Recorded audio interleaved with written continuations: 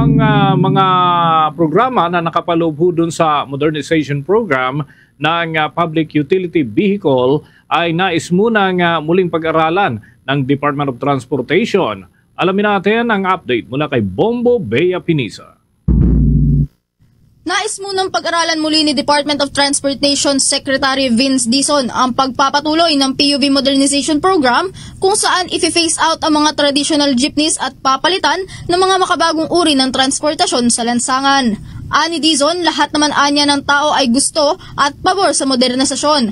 Pero kailangan anya muna na pag-aralang muli ng bagong liderato ang mga advantages at disadvantages na madudulot nito sa mga mamamayang Pilipino at maging sa transportation system ng bansa. Tinitignan din ang kasalukuyang datos nito.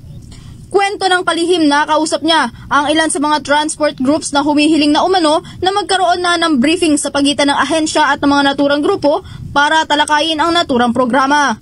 Ani Dizon, mas mainam na makipag-ugnayan at makipagpulong muna siya sa mga interagencies na kasama sa programa upang matalakay muna ito ng maayos bago magkaroon ng briefing kasama naman ng mga transport groups. Tayo gustong mag-modernize, no?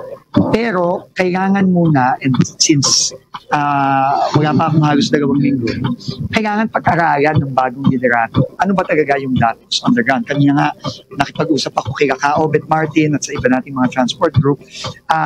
Nag-request na sila na i-brief ako. Pero sabi ko, papabrief po muna ako kay Chairman Guadis. No, kami nila si Jojo, nila Yusek Mon, papabrief muna kami. Pagka na-brief na kami, then kakausapin natin ang mga transport groups. Pero bibilisan natin to. Nagpa-schedule na ako ng briefing early next week.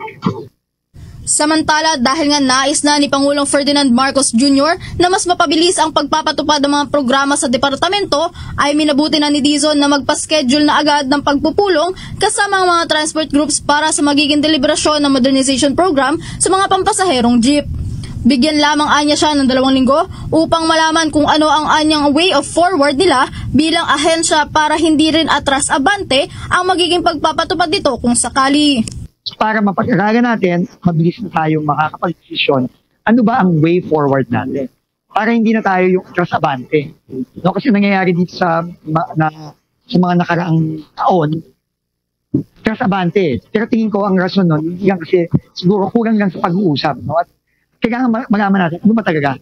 No? Sa ngayon, minamadali na ng kalihim ang pakikipag-usap sa mga katuwang na ahensya upang makapaglabas na rin ng pinal na desisyon para sa magiging implementasyon ng naturang programa.